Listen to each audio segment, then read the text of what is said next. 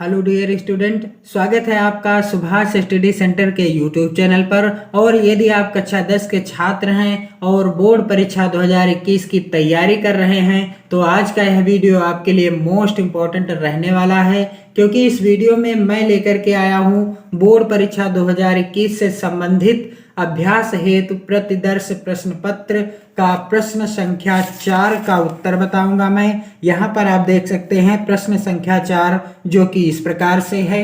निम्नांकित पद्यांशों में से किसी एक की संदर्भ सहित व्याख्या कीजिए और उसका काव्य सौंदर्य भी लिखिए। तो यहाँ पर दो पद्यांश दिए गए हैं, चारका और चारखा। आपको किसी एक पद्यांश का संदर्भ लिखना है, व्याख्या करना है और काव्यगत सौंदर्य लिखना है। तो जब आप संदर्भ लिखेंगे तब आपको 1 नंबर मिलेगा, और जब आप व्याख्या करते हैं तब आपको 4 नंबर मिलेंगे, और जब आप काव्य सौंदर्य लिखेंगे तब आपको 1 नंबर काव्य सौंदर्य का जो निर्धारित है वह मिलेगा, और कुल आपको यहाँ से 6 नंबर मिलेंगे। तो यदि आपने इससे पहले प्रश्न संख्या 1, जो कि इस तरह से यहाँ पर आप देख सकते हैं लिखा हुआ है, निम्नलिखित कथनों में से कोई एक कथन सही है उसे पहचान कर लिखिए। प्रश्न संख्या 1 से लगाकर प्रश्न संख्या 3 तक के प्रश्नों का उत्तर से संबंधित वीडियो नहीं देखा है तो आप चैनल के प्लेलिस्ट में जाकर देख लीजिए, क्योंकि मैंने वहां पर आपको बताया है कि कैसे आप इन प्रश्नों के उत्तर लिखेंगे बोर्ड परीक्षा की कॉपी में। तो चलिए स्टार्ट करते हैं। मैं आपको बताने वाला हूँ चारखा, जो कि इस प्रकार से है पद्यांश। चरण कमल बंदो हरिराई, जाकी कृपा पंग गिर लांग है, अंधे को सब कुछ दर्शाई, बहिरो सुने गूंग पुनि बोले, रंग चले सिर छत्र धराई, सूरदास स्वामी करुणा में, बार बार बंदो तेह पाई।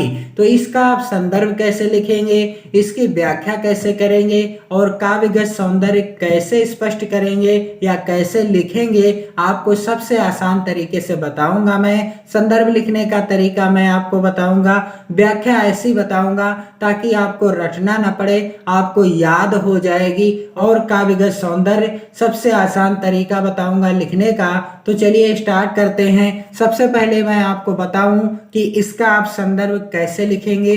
प्रश्न उत्तर नंबर 4 खा इस तरह से आपको डालना होगा। जब आप 4 खा का पद्यांश का संदर्भ, व्याख्या और काव्यगत सौंदर्य लिखेंगे तब तो आप क्या डालेंगे, प्रश्न उत्तर नंबर 4 खा, और इस तरह से आपको लिखना है। यहाँ पर पद्यांश में लिखा है चरण कमल बंदो हरिराई, और लास्ट में क्या लिखा है पद्यांश के, बार बार बंदो तेह पाई। तो इस तरह से सबसे पहले आपको पद्यांश के प्रथम 2 शब्द या 3 शब्द लिख देना है, फिर आपको डैश डैश करके इस तरह से यहाँ पर बंदो तेह पाई पद्यांश के अंतिम के 2 या 3 शब्दों को लिख लेना है। फिर आपको क्या करना है, संदर्भ हेडिंग डालना है इस तरह से संदर्भ, और संदर्भ हेडिंग डालने के बाद आपको सिंपल सा संदर्भ है, आपको आसान तरीका मैं बताऊंगा संदर्भ लिखने का। इस तरह से लिखिएगा, प्रस्तुत पद्यांश हमारी पाठ्य पुस्तक हिंदी के, प्रस्तुत पद्यांश हमारी पाठ्य पुस्तक किस पुस्तक से, हिंदी के, और हिंदी को आप यहाँ पर देख सकते हैं ब्लैक पेन से मैंने लिखा है, तो आप ब्लैक पेन से ही लिखेंगे हिंदी के। काव्यखंड, काव्यखंड को भी आप ब्लैक पेन से लिखेंगे। के पद शीर्षक, और पद को भी आप क्या लिखेंगे, ब्लैक पेन से ही लिखेंगे। शीर्षक से अवतरित है, और जिसके रचयिता कौन है, सूरदास। रचयिता का नाम भी आप किस पेन से लिखेंगे, ब्लैक पेन से लिखेंगे, सूरदास जी हैं। तो इस तरह से जब आप संदर्भ लिखेंगे तब आपको संदर्भ का जो निर्धारित अंक है जरूर मिलेगा। प्रस्तुत पद्यांश हमारी पाठ्य पुस्तक हिंदी के काव्य खंड के पद शीर्षक से अवतरित है, और जिसके रचयिता कौन है, सूरदास जी हैं। तो अब आप इस पद्यांश की व्याख्या कैसे करेंगे या कैसे लिखेंगे, तो सबसे पहले मैं आपको आसान शब्दों में बताऊंगा, फिर आपको बताऊंगा कि आप कैसे लिखेंगे इस पद्यांश की व्याख्या। तो लिखा हुआ है चरण कमल बंदो हरिराई, चरण कमल बंदो हरिराई। सूरदास जी कहते हैं कि मैं श्री कृष्ण के कमल के समान चरणों की वंदना करता हूँ। क्यों? क्योंकि जाकी कृपा पंगु गिरि लांघे, अंधे को सब कुछ दर्शाई। इन चरणों का प्रभाव इतना है या इन चरणों का इतना प्रताप या इतना तेज है कि जाकी कृपा पंगु गिरि लांघे, यदि इन चरणों की कृपा किसी लंगड़े व्यक्ति पर हो जाती है तो वह गिर यानी पर्वत को लांघ जाता है और अंधे को सब कुछ दर्शाई। और यदि इन चरणों की कृपा किसी अंधे व्यक्ति पर हो जाए तो उसे सब कुछ दिखाई देने लगता है। और बहिरो सुने गूंग पुनि बोले, बहिरो सुने गूंग पुनि बोले, यदि किसी बहरे व्यक्ति पर इन चरणों की कृपा हो जाए तो वह क्या करने लगता है, सुनने लगता है। और गूंगा व्यक्ति गूंग पुनि बोले, गूंगा व्यक्ति बोलने लगता है। रंक चले सिर छत्र धराई, और यदि किसी भिखारी पर इन चरणों की कृपा हो जाए तो वह सिर पर सोने का छत्र धारण करके चलने लगता है। सूरदास स्वामी करुणा में बार बार बंदो तेह पाई, सूरदास स्वामी करुणा में बार बार बंदो तेह पाई। सूरदास जी कहते हैं कि मेरे स्वामी श्री कृष्ण बड़े करुणाशील हैं, मैं अपने दयालु स्वामी के चरणों की बार बार वंदना करता हूँ। क्या करता हूँ? बार बार वंदना करता हूँ। तो इस तरह से हो जाएगी इसकी व्याख्या। अब आप इस पद्यांश की व्याख्या कैसे लिखेंगे? सबसे पहले आप हेडिंग डालेंगे व्याख्या, और फिर आपको क्या करना है, चरण कमल बंदो हरिराई। सूरदास जी कहते हैं कि मैं श्री कृष्ण के कमल के समान चरणों की वंदना करता हूँ। क्यों करता हूँ? क्योंकि जाकी कृपा पंगु गिर लांघे, अंधे को सब कुछ दर्शाई। इन चरणों में वह शक्ति है कि लंगड़ा पर्वत को लांघ सकता है, अंधा सब कुछ देखने लगता है, और बहिरो सुने गूंग पुनि बोले, रंक चले सिर छत्र धराई। बहिरो सुने गूंग पुनि बोले, रंक चले सिर छत्र धराई। और बहरा मनुष्य सुनने लगता है, इनकी कृपा से गूंगा मनुष्य बोलने लगता है, तथा कंगाल आदमी सिर पर छत्र धारण करके चलने लगता है, यानी कंगाल भी राजा बन जाता है। कंगाल भी क्या बन जाता है? राजा बन जाता है। आगे लिखा हुआ है, सूरदास स्वामी करुणा में बार बार बंदो ते पाई। सूरदास स्वामी करुणा में बार बार बंदो ते पाई। सूरदास जी कहते हैं कि मेरे स्वामी श्री कृष्ण बड़े करुणाशील हैं, मैं अपने दयालु स्वामी के चरणों की बार बार वंदना करता हूँ। और इस तरह से आप इस पद्यांश की व्याख्या आसान तरीके से लिख सकते हैं। अब आप इसका काव्य सौंदर्य कैसे लिखेंगे? तो काव्य सौंदर्य में पहला लाइन या पहला बिंदु आपको लिखना है, श्री कृष्ण के चरणों का असीम प्रभाव व्यंजित है। पद्यांश में जिस किसी भी चीज का वर्णन होगा या जिस किसी के बारे में दर्शाया बताया गया होगा, वही काव्य सौंदर्य में पहले आप लिखेंगे। फिर आपको क्या लिखना है? भाषा। भाषा क्या है? किस भाषा में ये जो पद्यांश यहाँ पर आप देख रहे हैं, चरण कमल बंदो हरिराई, किस भाषा में लिखा हुआ है? तो यह ब्रज भाषा में लिखा हुआ है। किस भाषा में? ब्रज भाषा में। मैं आपको जानकारी दे दूं कि सूरदास जी के जितने भी पद आपकी हिंदी की किताब में हैं या काव्य खंड में हैं हिंदी की किताब के, तो ये सभी ब्रज भाषा में लिखे हुए हैं। इनकी भाषा क्या होगी? ब्रज भाषा ही होगी। आपको ध्यान रखना है ये चीज। और दूसरा बिंदु जो है शैली। शैली कौन सी है? गेय पद शैली है। गेय पद यानी इसे आप गा भी सकते हैं, गाने योग्य है पद्यांश। चरण कमल बंदो हरिराई, जाकी कृपा पंगु गिरि लांघे, अंधे को सब कुछ दर्शाई। इसे आप गाकर भी पढ़ सकते हैं। और चौथा बिंदु क्या है? अलंकार। और अलंकार कौन सा है? इस पद्यांश के अंदर रूपक अलंकार है। और रस कौन सा है? भक्ति रस है। इस तरह से काव्यगत सौंदर्य आप लिख सकते हैं और काफी आसान है ये तरीका। और अगला प्रश्न क्या पूछा गया है इस मॉडल पेपर में? अगला प्रश्न है प्रश्न संख्या 5 का के अंतर्गत।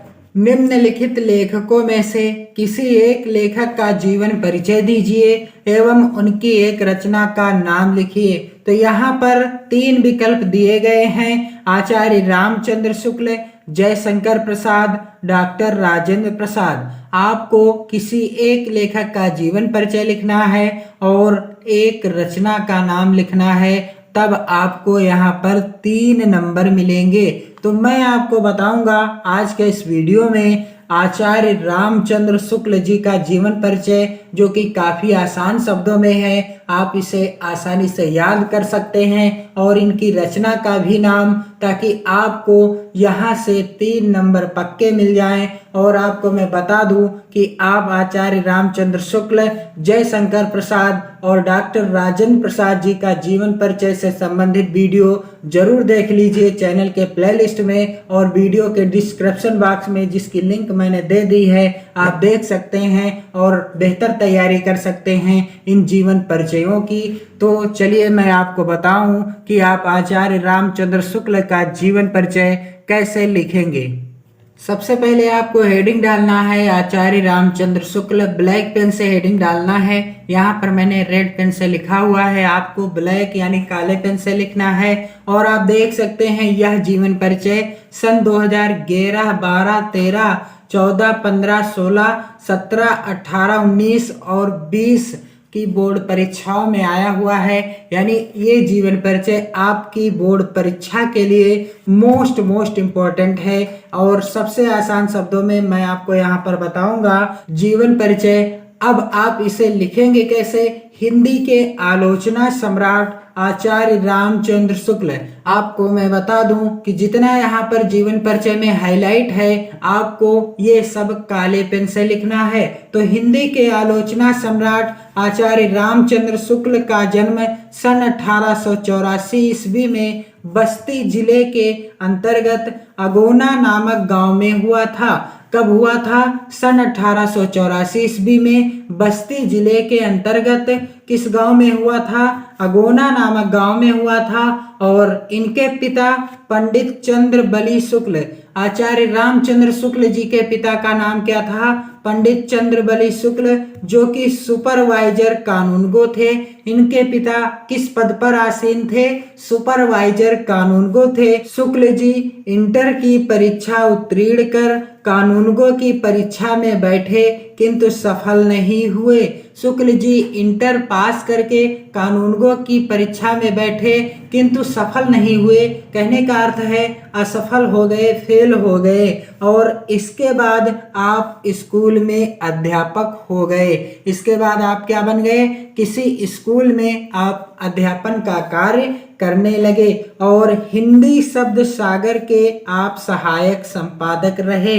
हिंदी शब्द सागर के आचार्य रामचंद्र शुक्ल जी सहायक संपादक रहे। और यहीं रहते हुए आपने अत्यंत खोजपूर्ण हिंदी साहित्य का इतिहास, जिस पर इन्हें हिंदुस्तानी अकादमी से 500 रुपए का पारितोषिक भी मिला था। और यहीं पर रहते हुए इन्होंने क्या किया?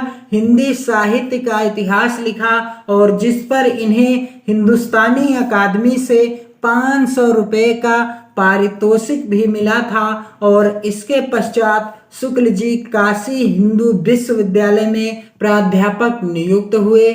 और इसके पश्चात शुक्ल जी काशी हिंदू विश्वविद्यालय में क्या हो गए? प्राध्यापक के पद पर चुने गए या नियुक्त हुए। और डॉक्टर श्याम सुंदर दास के अवकाश ग्रहण करने पर, डॉक्टर श्याम सुंदर दास के अवकाश ग्रहण करने पर हिंदी विभाग के अध्यक्ष पद को सुशोभित किया। जब डॉक्टर श्याम सुंदर दास ने अपने पद से अवकाश ग्रहण कर लिया, तब इन्होंने हिंदी विभाग के पद को, यानी उन्हीं के पद को सुशोभित किया। और इस पद पर रहते हुए सन 1941 ईस्वी में, सन 1941 ईस्वी में दमा रोग से पीड़ित होने से आपका या शुक्ल जी का परलोकवास हो गया। तो इस तरह से आप जीवन परिचय आसान तरीके से लिख सकते हैं। आपको ध्यान क्या रखना है? शुक्ल जी का जन्म कहाँ हुआ था? बस्ती जिले के अंतर्गत अगोना नामक गांव में। और कब हुआ था? सन 1884 ईस्वी में। और इनके पिता का नाम क्या था? पंडित चंद्र बली शुक्ल था, जो कि सुपरवाइजर कानूनगो थे। और इन्होंने संपादन किसका किया? सहायक संपादक किसके रहे? हिंदी शब्द सागर के। और शुक्ल जी ने हिंदी साहित्य का इतिहास लिखा, जिस पर इन्हें 500 रुपये का पारितोषिक भी मिला था। और काशी हिंदू विश्वविद्यालय में ये प्राध्यापक नियुक्त हुए थे। और डॉक्टर श्याम सुंदर दास के अवकाश ग्रहण करने पर इन्होंने हिंदी विभाग के अध्यक्ष पद को सुशोभित किया था। आपको इतनी चीजें याद रखनी है। और साथ ही साथ शुक्ल जी की मृत्यु कब हुई? सन 1941 ईस्वी में मृत्यु हो गई। और इनकी रचना कौन सी है?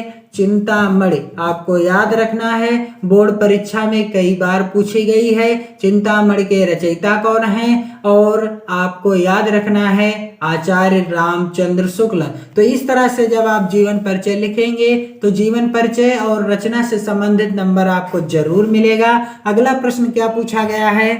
5 ख के अंतर्गत निम्नलिखित कवियों में से किसी एक कवि का जीवन परिचय दीजिए तथा उनकी एक रचना का उल्लेख कीजिए। यहाँ पर भी 3 विकल्प हैं। आपको किसी एक का जीवन परिचय और उनकी रचना का नाम लिखना है। तो इस प्रश्न का उत्तर मैं वीडियो के अगले पार्ट में दूंगा। और आप कमेंट कीजिए कि आपको वीडियो कैसा लगा। और साथ ही साथ आप वीडियो को लाइक और शेयर जरूर करेंगे। और यदि आप चैनल पर पहली बार आए हैं तो चैनल को सब्सक्राइब जरूर कर लीजिए, ताकि जब भी मैं वीडियो अपलोड करूं तो आपको नोटिफिकेशन मिल सके। अपनी बोर्ड परीक्षा की तैयारी बेहतर ढंग से करते रहना है। अपनी पढ़ाई में जरा भी ढिलाई नहीं करनी है और मेहनत के साथ पढ़ते रहना है। मस्त रहिए, खुश रहिए, खुशियां बांटते रहिए। जय हिंद।